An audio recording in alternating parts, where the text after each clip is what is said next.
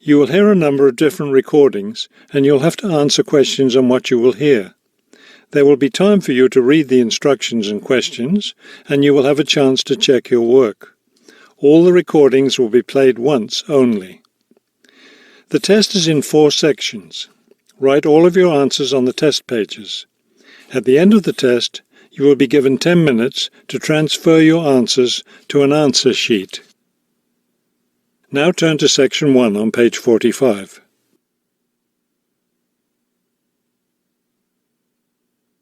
Section 1. You will hear a woman asking for information over the phone. First, you have some time to look at questions 1 to 5.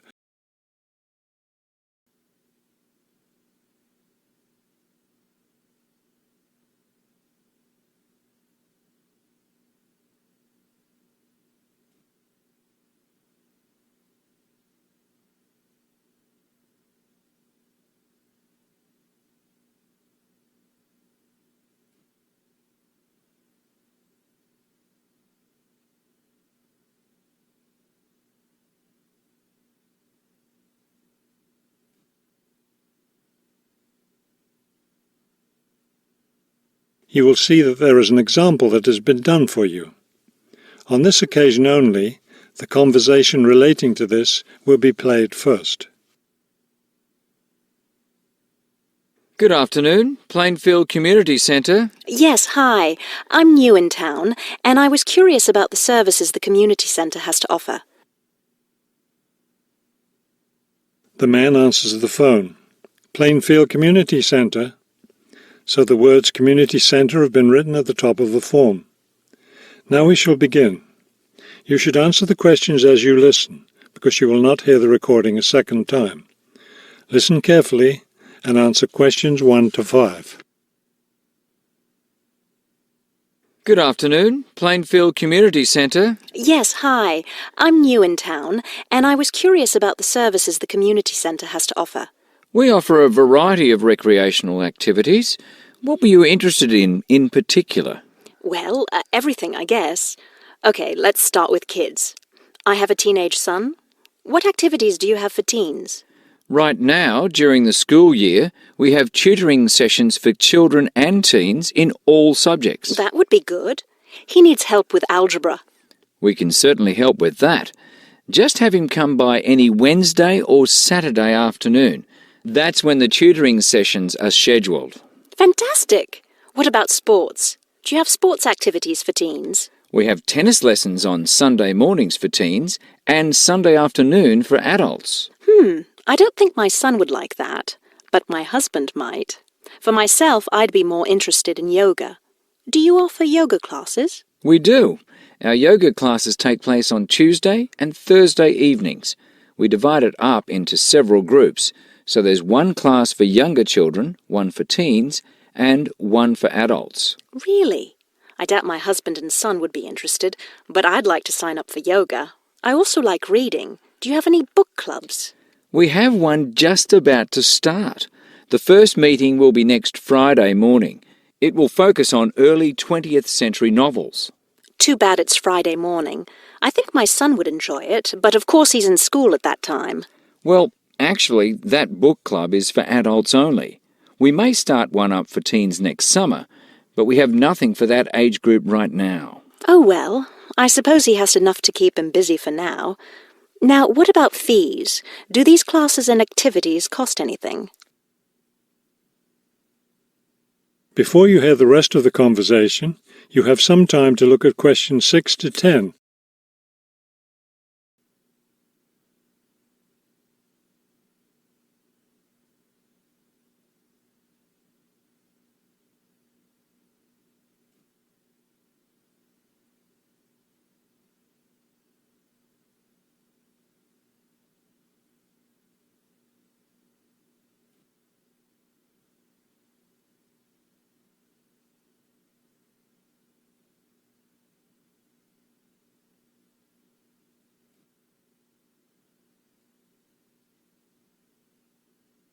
Now listen and answer questions 6 to 10. There's a small charge for non-members for each class. However, they're all free to members. Would you be interested in becoming a member? How much does the membership cost? Not much at all. The yearly fee is $75 for individuals and $225 for families. What do I get with the membership? You get free access to all classes and activities, and you can use our facilities like the tennis court, the exercise room, and the meeting room. It's not a bad deal, really. Could you tell me exactly where the centre is located? It's at 107 Elliott Street. Is that Elliot with 2 L's or 1 L? 1 L. E-L-I-O-T. It's right downtown. I think I know where it is. Do you have free parking? Yes. You can park just across the street. There's a garage there. That sounds easy enough. Maybe I'll come in one day next week and sign up for some classes. That would be fine. But don't come on Monday because we're closed that day. We're open Tuesday through Sunday. Oh, thanks for telling me. Maybe I'll stop in on Tuesday then. Can I pay for the classes with a personal cheque?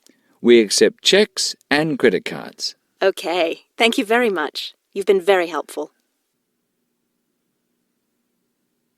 That is the end of section 1. You now have half a minute to check your answers.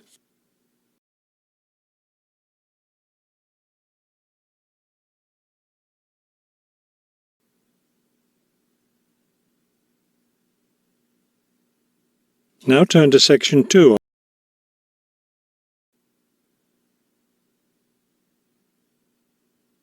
Section 2. You will hear a hike leader giving information about an upcoming hiking trip. First, you have some time to look at questions 11 to 15 on page 45.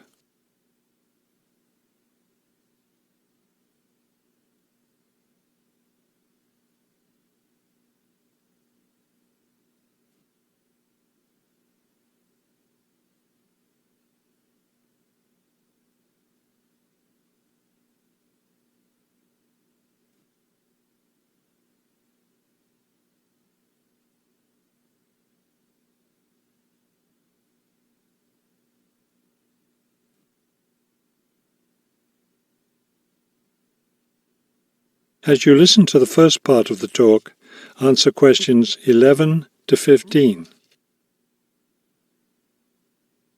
Good evening, everyone. As you know, this is our last meeting before we set off on our annual week-long hiking trip. So tonight I'll be telling you everything you'll need to know to be ready for the trip. Let's talk about equipment first. Having the right equipment is essential for your comfort and safety. First, you'll need a warm and comfortable sleeping bag. However, you won't need to worry about carrying a tent, since we'll be sleeping in shelters along the way. Also, part of the fee you've paid for the trip goes toward food, so you won't need to put that on your packing list either. We found, though, that it's more efficient for each person to bring his or her own dishes, so be sure to pack a plastic bowl, a cup, and a fork, knife, and spoon. That's all you'll need in the way of dishes.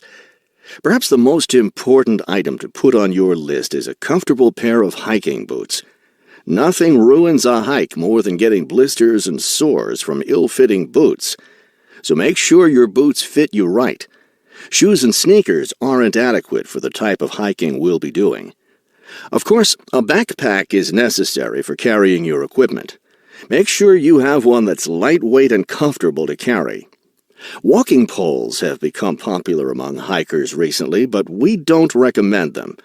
They can get in the way when too many hikers are using them at once, and some serious injuries have been caused. So it's best to leave those at home. Let's see. What else? Oh, yes. Some people have asked me about trail maps. They're available, but you really don't need them, as your hike leaders have scouted out the trail and will be guiding you along the way. And don't forget to bring a warm jacket. You may think you won't need one in this warm summer weather, but remember that evenings in the mountains can get quite cold. Is there anything else I need to tell you? Oh, yes, your guides will each be carrying a first aid kit, so that's one less thing for you to pack yourself. Remember, you'll be carrying your backpack all day, so keep your load light and don't overpack. Before you hear the rest of the talk, you have some time to look at questions 16 to 20.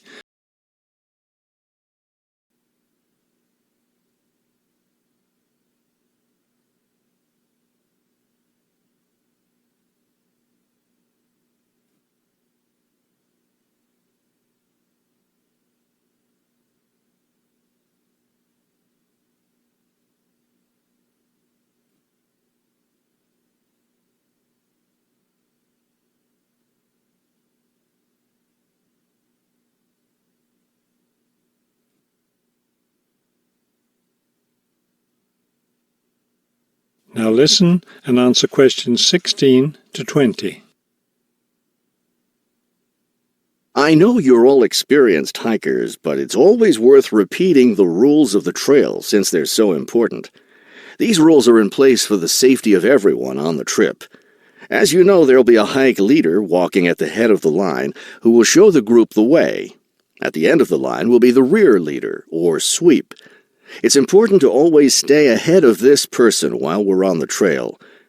There are several different trails on the mountain where we'll be hiking, and they cross each other at some points. When you come to any intersection of trails, stop and wait for the rest of the group to catch up.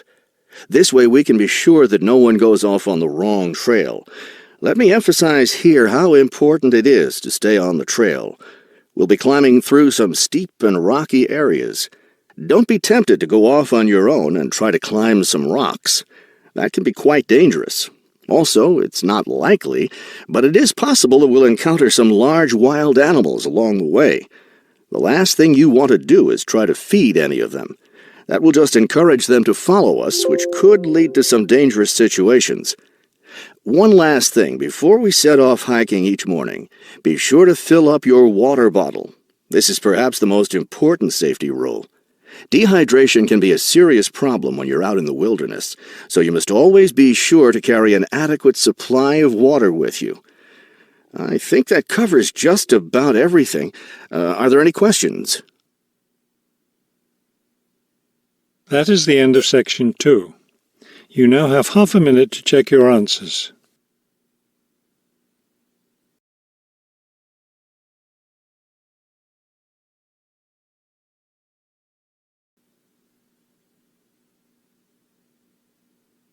Now turn to section 3.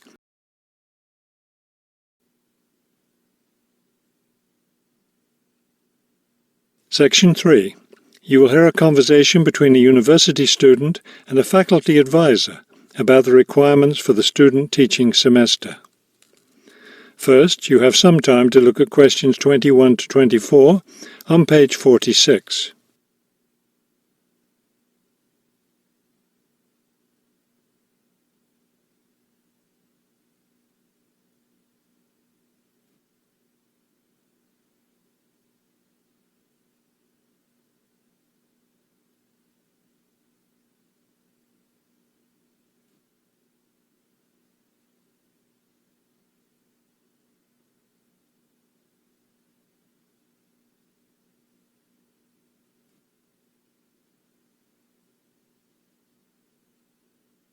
As you listen to the first part of the conversation, answer questions 21 to 24.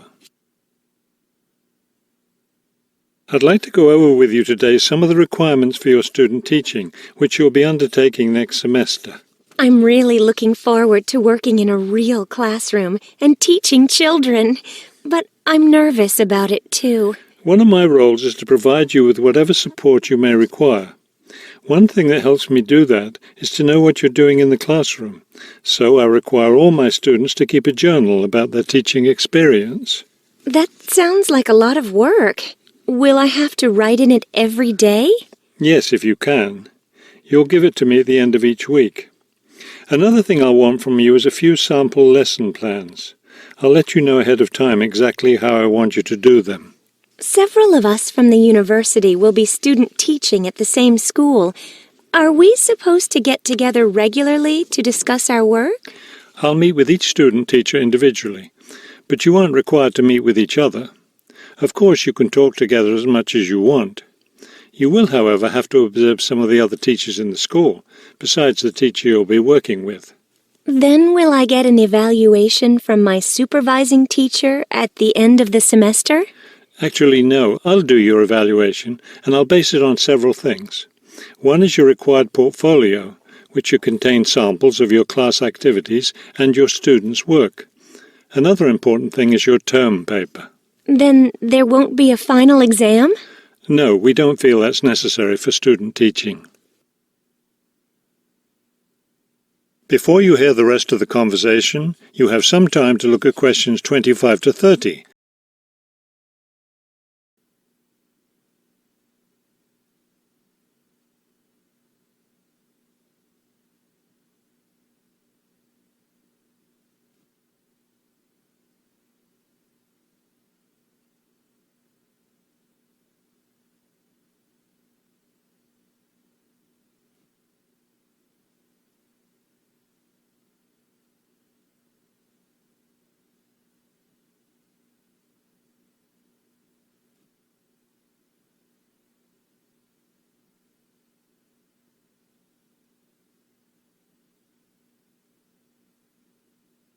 Now listen and answer questions 25 to 30.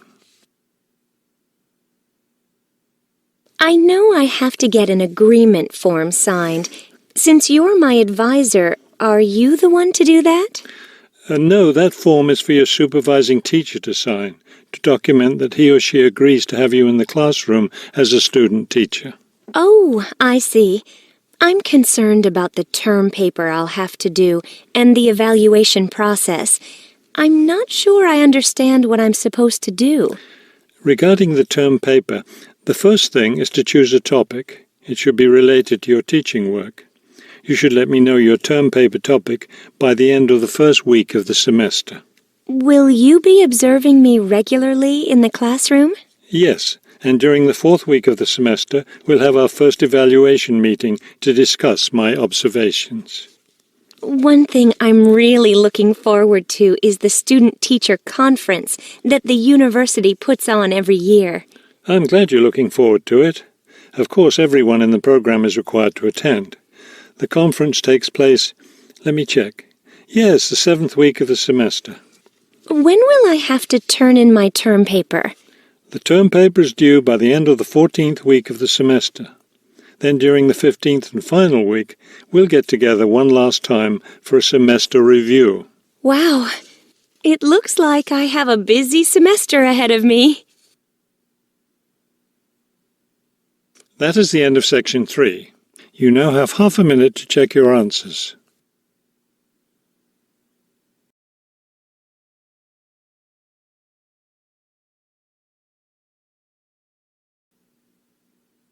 Now turn to section 4.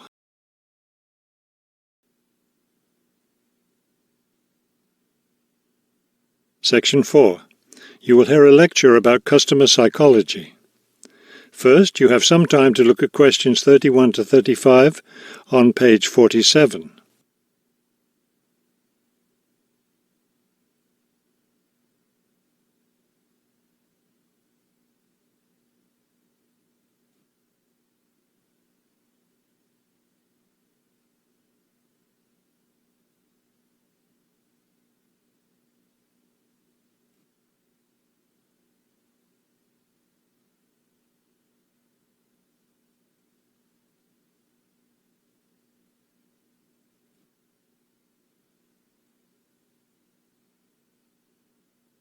Now listen carefully and answer questions 31 to 35. An understanding of customer psychology is an invaluable aid for retailers looking for ways to increase sales. Much can be done to the store environment to encourage shoppers to linger longer and spend more money. The first aspect to consider is the physical organisation of the store. Placement of merchandise has a great deal of influence on what customers buy. For example, a common practice among retailers is to place the store's best-selling merchandise near the back of the store. In order to get to these popular items from the front entrance, customers have to walk down aisles filled with merchandise that they might not see otherwise. Carpets are also used to direct customers through particular areas of the store. Retailers choose carpets not only for their decorative or comfort value, but also because lines or other types of patterns in the carpets can subtly guide shoppers in certain directions. Besides encouraging shoppers to go to certain areas of the store, retailers also want to keep them in the store longer. One way to do this is to provide comfortable seating throughout the store, but not too close to the doors. This gives customers a chance to rest and then continue shopping. Retailers can do a number of things to create a pleasant atmosphere in the store, thereby encouraging more purchases. Music is commonly used, not as entertainment, but as a calming influence.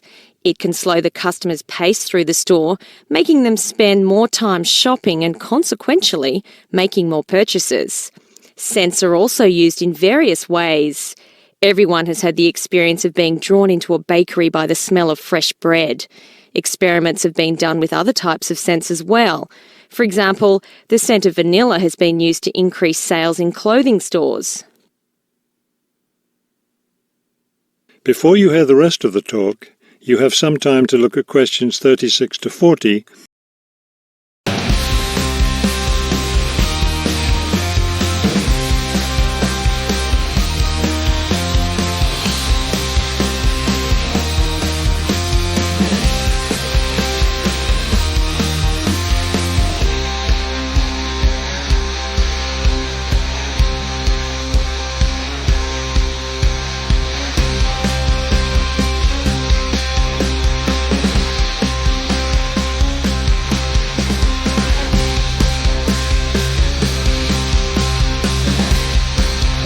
Now listen carefully and answer questions 36 to 40.